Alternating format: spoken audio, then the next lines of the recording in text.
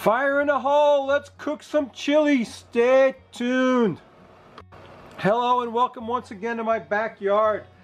Today I got some inspiration from my good buddy Tango Joe, who sent me a box of stuff. Some of the things he sent me are some camellia pinto beans. He sent me a bottle of Tears of the Sun hot sauce, which is a hot habanero sauce. And he sent me a bag of cayenne peppers that I think he grew himself. So I thought, what am I going to do with all this stuff? And then I thought, you know what? This would make a killer chili. So that's what we're going to do. So stay tuned and we'll take you through this. We're going to make a killer 3-alarm pork chili. So stay tuned. I got my cast iron pot on the fire directly over the high heat.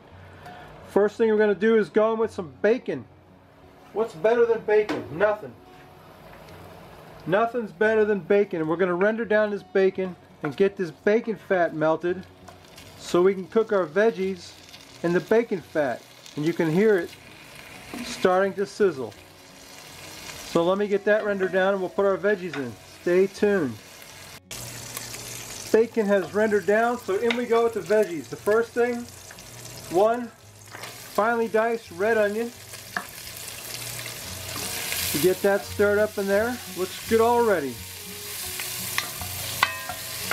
Going to sweat down that onion. Then we're going to put some celery, chopped celery, our veggies, for our chili.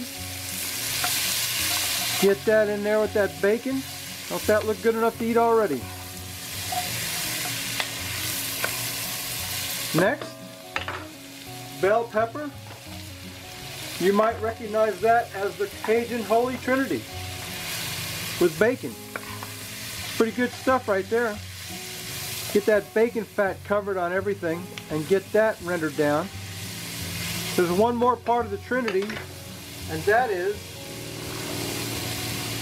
some garlic. A heaping tablespoon of garlic, minced garlic. Now, if you were here right now, you'd say, man, that smells good already. Well, it does, but we're not even done. Not even by a long shot. We got a long way to go with this. And I have some funny rules about making chili. And you know, I tell everybody who'll listen, whoever will put up with my crap, I'll explain to them my theory of chili and how it works. Number one is we always start out with bacon. Well, that's not really one of my rules, but we do. We start out with bacon. I got some of those cayenne peppers that Tango Joe sent me. I got about 5 of them diced up. I'm going to throw them in there, seeds and all, and get them rendered down. Get them rehydrated in that bacon fat. That's pretty good right there. Let me get this cooked down a bit and we'll bring you right back. The next ingredient to this is a couple of links of hot Italian sausage that I've removed from the casing. And we're going to put that in there and brown that up inside that pot along with that bacon. We chop that up so it browns up in there. And that sausage will add its fat to the mix. And also it's hot Italian sausage, so it's going to add a bit of heat. Plus we got those jalapeno peppers with the seeds so far already. We're not done adding heat by any means. Okay, let me get that sausage browned up and I'll bring you right back. Stay tuned. That hot Italian sausage is getting nicely browned up, and here we go with 2 pork tenderloins that I cut into little chunks. And this brings me to my first rule of chili. The first rule of my chili is I never use ground meat. I don't use ground pork, I don't use ground chicken, I don't use ground beef. I cut the chicken or pork or beef into small cubes and we cook that up in the chili. We brown that up in the pot, and I never use ground meat. I don't like it. Ground meat turns into mush. It's like sloppy joes. This is kind of a hearty Texas style chili is what I'm going for here. We got to brown that pork tenderloin up and then I'll bring you back. We'll put the spices in there, so stay tuned. The pork tenderloin is nicely browned in the pot, and what we're going to do now is spice this up. First thing I'm going to throw in there is some of that stuff that Tango Joe sent me, Tears of the Sun hot sauce. This is a habanero hot sauce, and I'm going to put about 2 tablespoons of that in there. And man, that stuff smells great, I gotta tell you. Smells great. It's giving it a beautiful color to the meat. Oh boy, if you could smell that.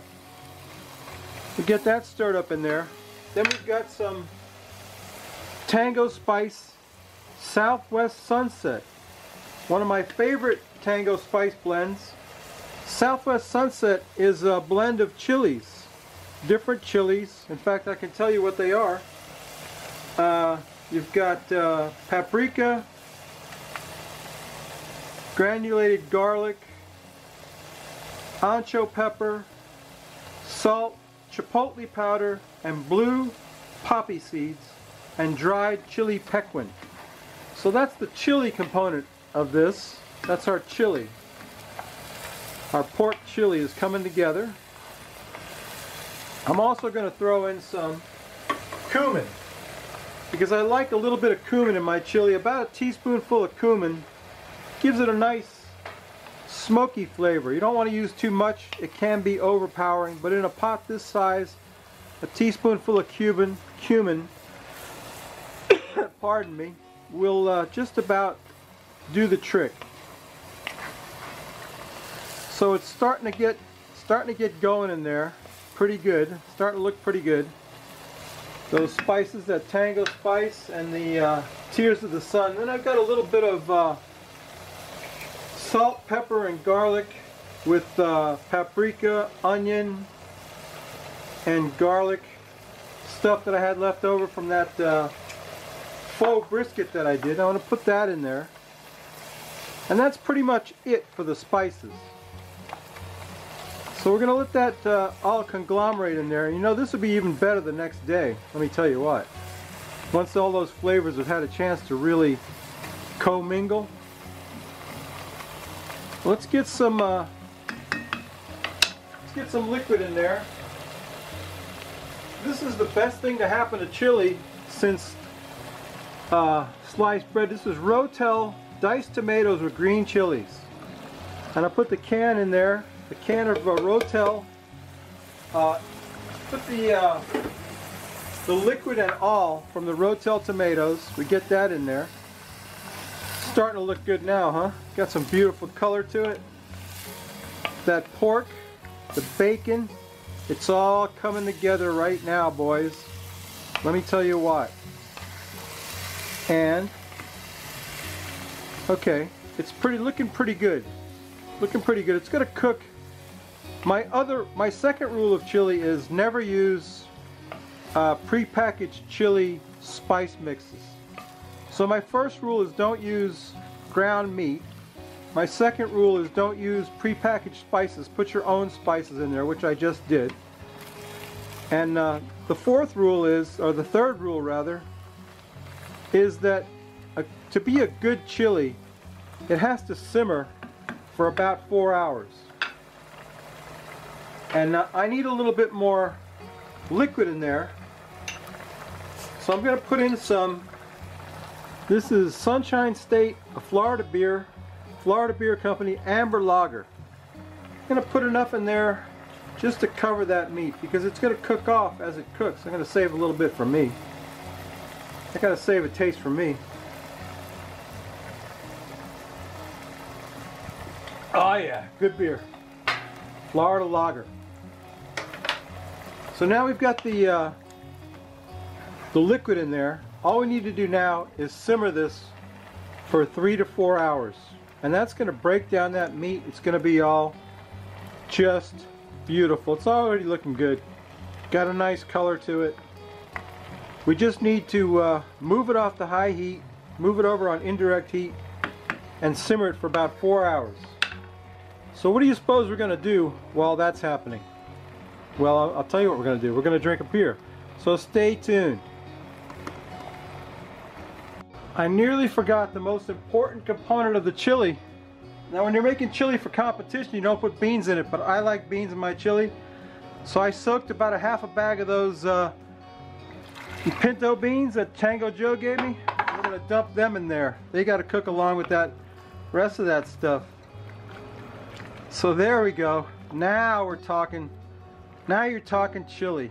Chili with beans. I like beans in my chili. You know, like I said, if you're doing this for a competition, you don't put beans in it. But this is not a competition. This is my dinner tonight. So there we go. Now we can let that simmer for about 4 hours and we'll come back and check on it and we'll drink a beer, so stay tuned. It's finally beer 30. I've been waiting all day for this. There's the Frosty Root Boy mug. You know the Frosty Root Boy mug. Here's today's beer, a blood orange neon gypsy from Duclaws Brewing Company. I like Duclaws Brewing Company. It says on the top, craft be cherished, rules be damned. I go with that. Sounds good to me. Craft be cherished and rules be damned. Let's check out this blood orange IPA from Duclaws Brewing Company. And I gotta tell you, I have a favorite blood orange IPA, which is the Funky Buddha Moros. And this has to, if this wants to impress me, it has to live up to the Funky Buddha Moros. But this isn't too bad. Looks pretty good. First thing I look at is the color. And yes, it's got a beautiful orange color. Let's take a sniff of that. Smells pretty good. I don't detect the smell of orange, but I do smell the hops. Let's quaff the froth, Roll. What do you think?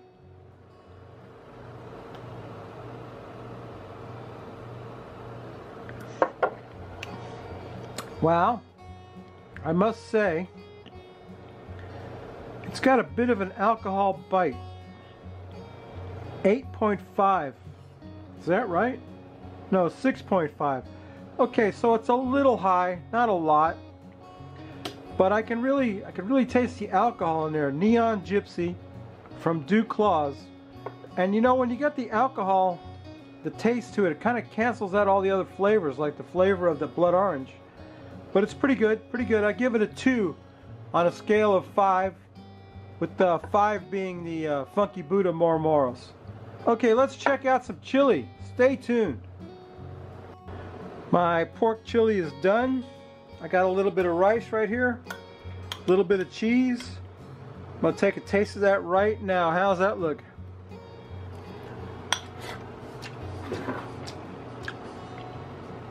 Holy crap, that's good. Man, that's awesome. There's nothing like melty cheese on hot chili. Oh yeah. That's the bomb, baby. Let me tell you what. You can't go wrong with this recipe. So you know, this is really good. I need more. The meat is tender as it can be. The beans are excellent. It's hot, but it's not 4-alarm hot. It's only 3-alarm hot. So you know my old lady won't eat it. But I'll bring some over to Scruffy. Oh good. Hey, you know what I always say? You like this crap? Please subscribe. If you don't, check out the iCard. Got a new guy in town. Cooking with CJ. Go check him out. Come back next week. We may not cook anything good, but I'll bet you we drink a beer. And Tango Joe, thank you for all the awesome ingredients. This chili rocked the house down. It's awesome. Thanks, dude. See y'all later. Bye.